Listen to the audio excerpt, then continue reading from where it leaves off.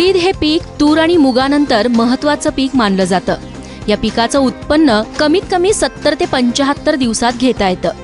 या कालावधीमुळे हे पीक थोड्या पावसातही घेता येऊ शकतं। उडदाची लागवड दुबार तसंच मिश्र पीक पद्धतीत घेतली जाते।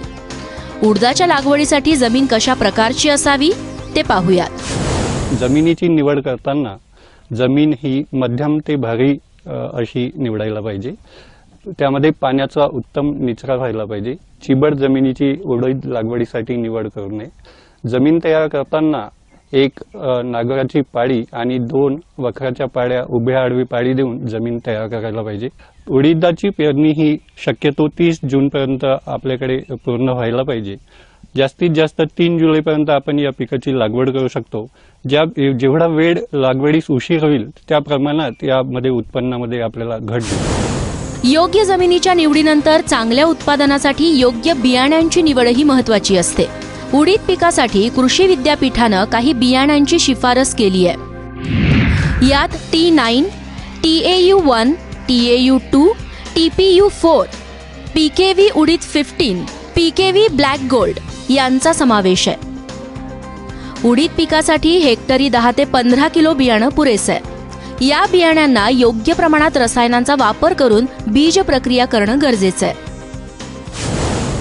उडीद पिकामध्ये रायझोबियम, PSB आणि ट्रायकोडर्मा या जीवाणू खतांची बीज प्रक्रिया करणे अतिशय महत्त्वाची आहे।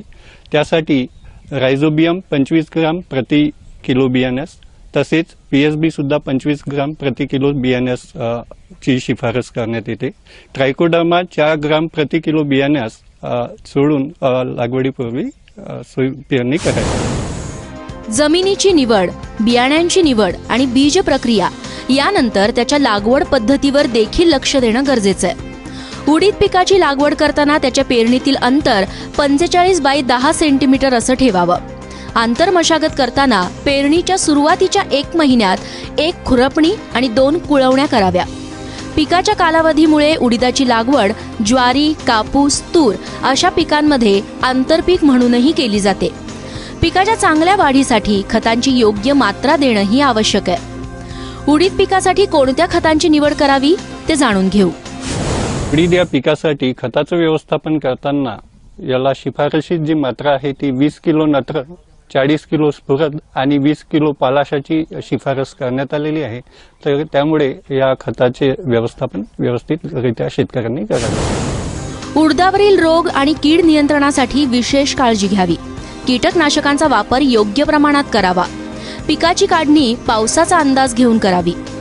उडदाच्या उत्पादनासाठी अशा काही गोष्टींची काळजी घेतल्यास उत्पन्नात वाढ होण्यास नक्कीच मदत मिळेल। उमेश अलोनेसह ब्युरो रिपोर्ट, ABP माझा, अकोला।